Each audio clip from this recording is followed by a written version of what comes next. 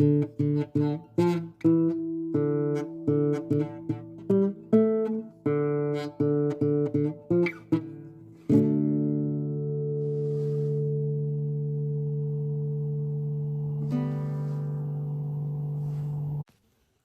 inmates, welcome back to Cellblock Scorch. This is Octo, coming at you this week with week 232A, prompt given by Styx, which was, God forbid women do anything.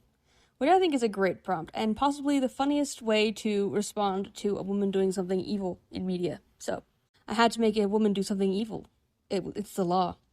This week's Scorch is in my extended universe, the IC, which is with Charlie, and all the various aliens and Star Trek-esque shenanigans going on there. I don't have anything to really say before the Scorch, so I'm just going to jump into it, and then we can talk about it after. The title of this Scorch is I, a Woman, with woman in all caps, which is important for the energy of this fic. Hope you enjoy.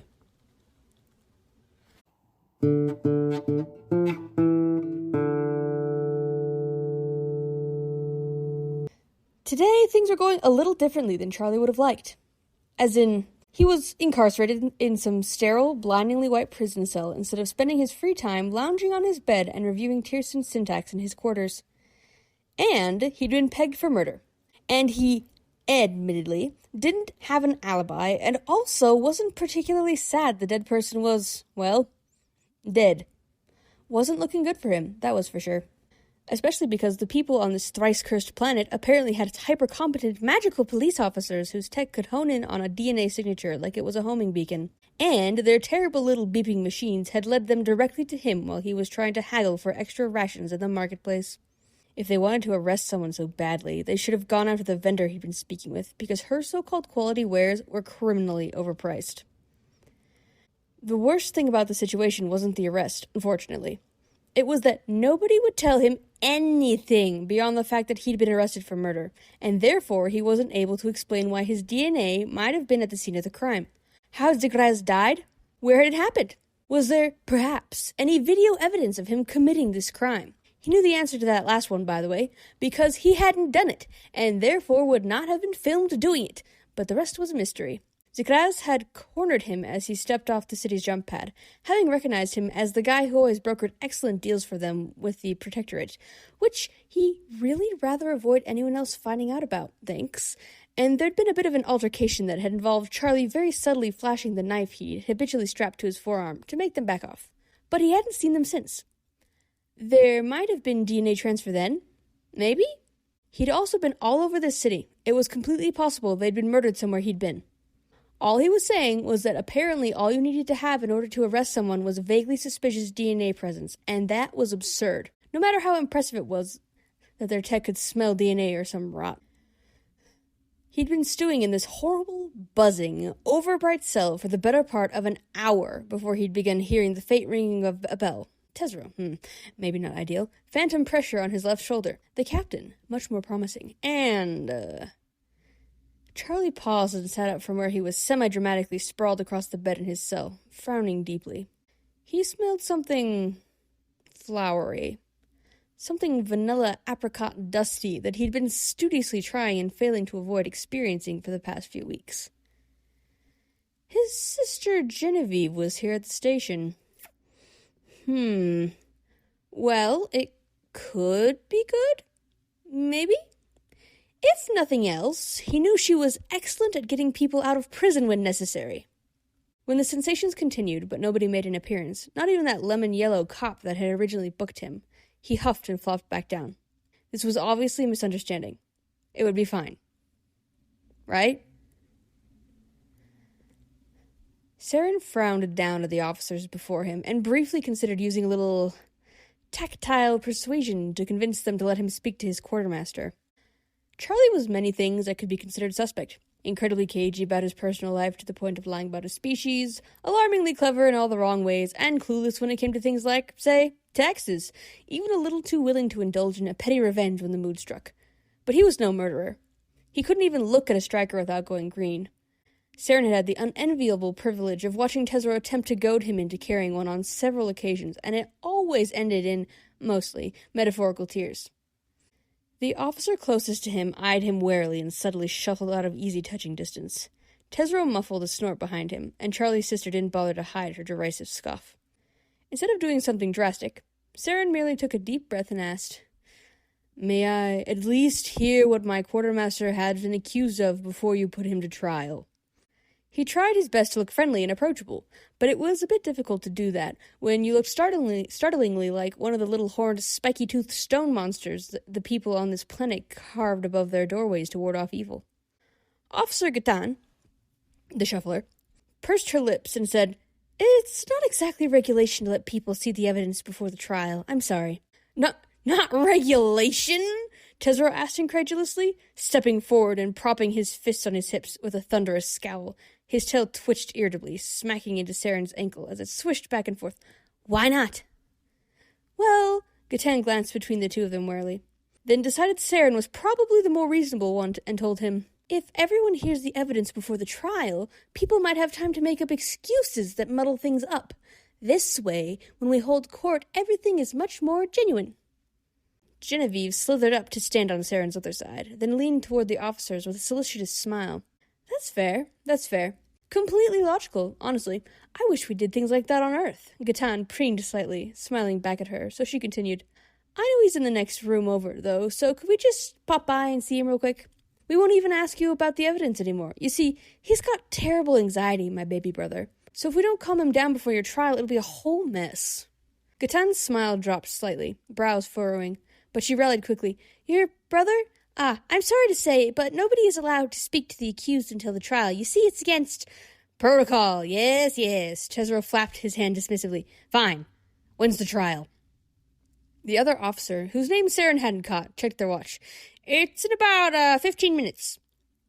Tesro bristled and sputtered, lilac fur practically standing on edge with outrage. But Saren smoothly extended an arm and caught him across the chest before he could do something more physical about his emotions. "Excellent. Thank you. Will you direct us to the courtroom?" Gatan's face lit up. "Now that I can do. Just remember, everyone in the jury can ask questions and participate, but only after all the evidence, accusations, and establishing vote have been presented. I wouldn't want you getting removed for breaching protocol." Saren, carefully not letting any such thoughts show on his face, quietly began planning how to extract Charlie from whatever prison he was about to be sentenced to. His crew was not well known for following protocols at the best of times. Charlie was aware how the court system worked on this planet. He was painfully aware because he had, 1, read all the literature he could about it before he set foot down here so he would know what to do when Karst inevitably got herself arrested doing something stupid, and 2, just received an extensive briefing on the expectations he was being held to by the officers who had arrested him and were now politely frog-marching him down to the courtroom. That was nice of them, at least. Now, sat upon a disconcertingly tall, black plinth without any sort of safety rail to keep him from falling to his grisly death, he looked over his jury and noticed with a distant sort of despair that about 3/4 of the crew had shown up and about half of them looked like they were about to throw hands with the nearest officer of the law. Especially Karst. But she was an outlier in the throwing hands department because she had 4 hands to throw with and therefore was much more ready than anyone else. She saw him looking and shot him a grin and 4 big thumbs up. He was not reassured. Judging by the side-eye Tesro was giving her, the first officer was equally concerned by the restrained violence radiating off her. He could taste its oversharp cinnamon from his giant, ridiculous plinth. What they hopefully knew was that interrupting the presentation of information in any way would get them booted out onto the street, and he needed them to stay there to vote for his innocence. Charlie glanced restlessly over the crowd until he locked eyes with Saren, who nodded and quirked a small, reassuring smile at him. It was just a little embarrassing how much a smile and nod could calm him down. Not that anyone needed to know. Ever. Including Saren. Anyway. The judge ambled out and parked herself in front of his plinth. Then with a booming voice said, "Gentle people of the jury, we are gathered here today to discuss the murder of Zacharias Trelew at the hands of one Charles Browning Marrow." The large part of the crowd, mostly populated by Charlie's crewmen, began muttering amongst themselves and shifting uneasily, but they quickly quieted down when Saren flicked his gaze in their direction. "The crime is as such. At 7629, the body of Zacharias was found hidden among the cargo they had been tasked to carry to the next star system over. They had been involved in a physical altercation that severely damaged one of their arm fins and then shot at point-blank range several times with a striker, which killed them when they succumbed to their wounds after 23 minutes of bleeding out. A projection flickered to life on the wall to the left of Charlie, and he grimaced as he surveyed the image of the crime scene as they cycled through for everyone to see. He hadn't exactly been a fan of the Kraz, but they hadn't deserved the old head-heart-gut treatment. A shot to the head, the chest, and the gut in quick succession will hit something vital in any species, his gran used to say. She was right, but it was downright mean to do it to a species that kept its brain in its lower spine and its heart somewhere much further to the right than a human. Wait. The DNA of the accused, the judge continued blithely, unaware that Charlie was experiencing something of a revelation, derogatory, was found beneath the claws of the victim, implicating Mr. Marrow as the assailant who damaged their arm fins before shooting them to death.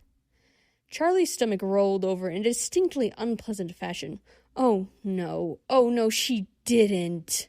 A striker was also found near the scene of the crime. It had recently been used to fire 3 shots and had traces of Mr. Marrow's DNA upon the trigger and handle, though no fingerprints. In any other circumstance, Charlie would also think he'd murdered Zikraz, but they didn't have all the facts, and there was no way they would unless he managed to get a word in edgewise. The way Genevieve's flowery vanilla apricot dust was taking on an acrid and nearly metallic tinge as she carefully swallowed back a smirk did not bode well for him in that regard. He could only answer questions he was asked, and if he did anything else, he'd be directly persecuted for breaking protocol. That was jail time he'd like to avoid. This whole thing would be resolved if they just let him speak, which hinged on enough people in the audience voting for his innocence despite the presented facts. The judge plodded on, sounding a little more bored than Charlie personally appreciated when he was being charged with murder. Mr. Marrow had been documented by a security camera arguing with the Kraz earlier today, an altercation which ended when Mr. Marrow threatened the victim with a concealed weapon before disappearing from the security feed entirely. Okay, so maybe he shouldn't have used his vaguely annoying ability to sense electromagnetic fields to avoid cameras, but it was a habit, all right? Tesra glared at him from among the milling crowd, and Charlie glared right back. Saren leaned forward slightly to catch his eye again, and Charlie's mutinous scowl immediately slid into an apologetic wince. Right behind the captain, Charlie watched with rising horror as Genevieve donned her best "betrayed by those I love" expression, a classic, truly, and began whispering to everyone around her. She looked so heartbroken and betrayed, and he numbly read her lips as best as he was able as she hissed things like, "So shocked, would never have known, was just a little violent at home," into the ears of the crewmen around her. So that was the plan. Oh, good. He was so busy dreading whatever Genevieve was trying to cook up that he completely missed the first vote being called until Saren calmly raised his hand to vote for Charlie's innocence. The rest of the crew followed his lead, but Genevieve conspicuously did not. By about a 3-vote margin, he managed to make it to the cross-examination. The only way he was getting out of this was with a mind reader, and he wasn't sure if she was close enough to hear him. The cross-examination was progressing. People were asking Merrill the simple questions, like where he'd been, why he'd quarreled with the victim in the morning, where he'd gotten the striker, etc., etc., etc. Nothing proving Charlie innocent had been brought up, and the man insisting on his own innocence didn't get very far with the judge. Not to mention the fact that Genevieve seemed to have decided that he was guilty, and was whispering arguments at anyone who would listen. When Genevieve had first arrived on their ship, Tesra had been delighted, charmed even, to meet a person who was willing to talk about K.G. Marrow's childhood escapades and could cheat excellently when they played games. Now, as he watched Genevieve do her level best to try and angst her way into the hearts of the people to get her own twin brother condemned to death, or at least quite a lot of jail time, he was reevaluating that impression. Karst, having never particularly liked Genevieve in the first place, cracked a set of knuckles and conversationally asked Giron, "Do you think it's against protocol to deck people to jury when you're in the jury too?" Giron shrugged, mouth twisted into a displeased grimace. Jusa tittered nervously and laid a preventative hand on Diron's arm in case they decided drawing their scimitar was an appropriate course of action. Wait, let's not be hasty," Jusa whispered, pulling Karst back to the captain with her other spindly, six-fingered hand. "I'm sure— Hey, wait, I think I hear Charlie thinking at me."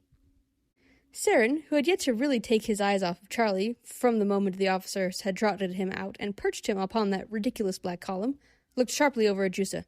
What is he thinking?" Jusa clacked her mandibles together ponderously, squinting.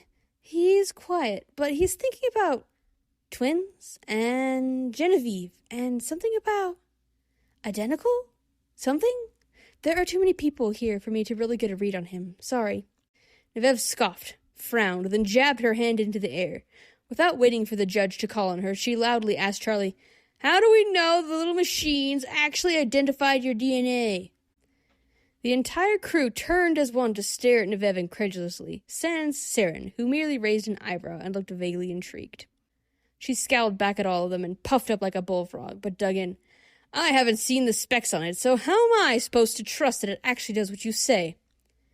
The judge smiled condescendingly at her. "I assure you, this technology has been successfully used for decades to identify criminals. There is no reason why—" "Give me a demonstration," Nevev demanded, rudely cutting off the judge. "And then I'll decide if it's admissible evidence instead of actually analyzing the DNA and comparing it with other samples." Luckily, being rude to the judge was apparently not against protocol, because the judge just grumbled irritably to herself and gestured for one of the officers to come forward. He dutifully brandished a small silver device in his hand, then flicked it on with exaggerated care, radiating contempt for Nevev. The machine shrieked, spasmed briefly, and then promptly died.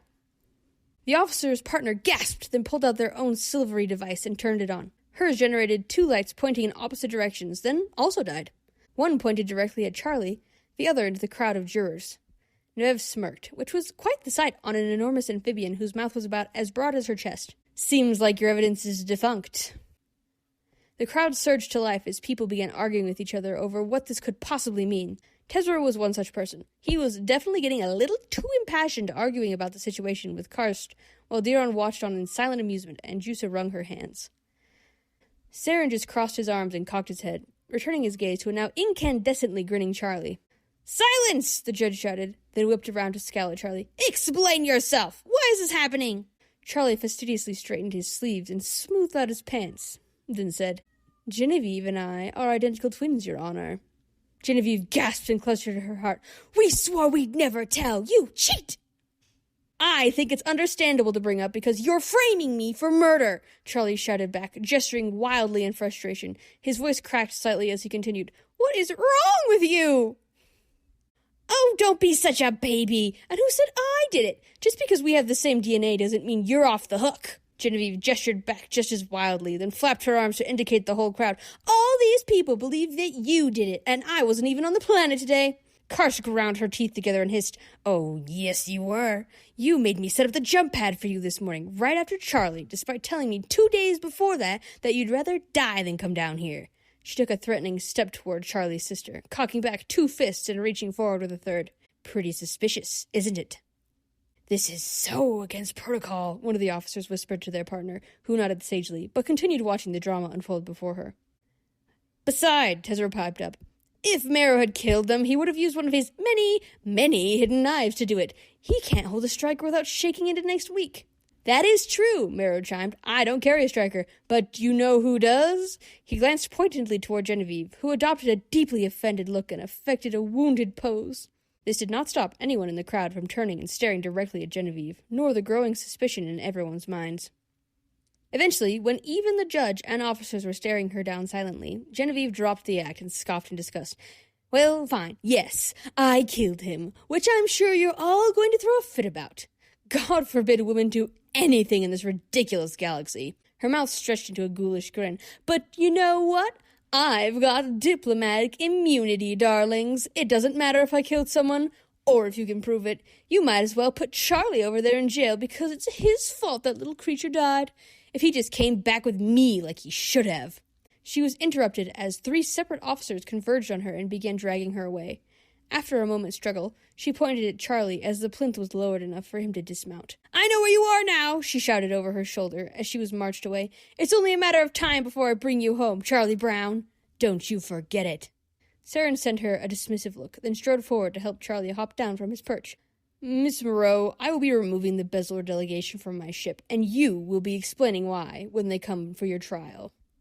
Genevieve laughed derisively, but was swept out before she could respond. The little crew quickly closed ranks around Charlie and made a beeline for the nearest jump pad.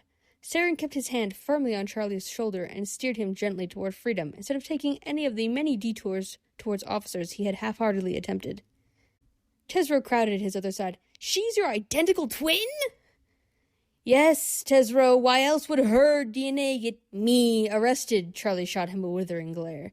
Karst popped up behind them and leaned forward until her face entirely blocked his view of Tesro. "I thought humans had two genders. If you're a guy and she's a girl..." Nevev shoved Karst away hard enough that she knocked skulls with Tesro and sent them both stumbling, then muscled her way next to Charlie. She was an impassable bastion of righteous, froggy rage. "That's none of your business," she informed Tesro and Karst primly. "Doctor-patient confidentiality." That just made the both of them more confused, but Diron wordlessly triggered the jump pad before anyone could ask anything else. When they rematerialized on the ship, Nevev helpfully bustled him away to get checked out in the medical bay. He knew she was his favorite for a reason. Charlie wondered how long he could avoid literally everyone for, then gave it up as a bad job. What was one more secret at this point?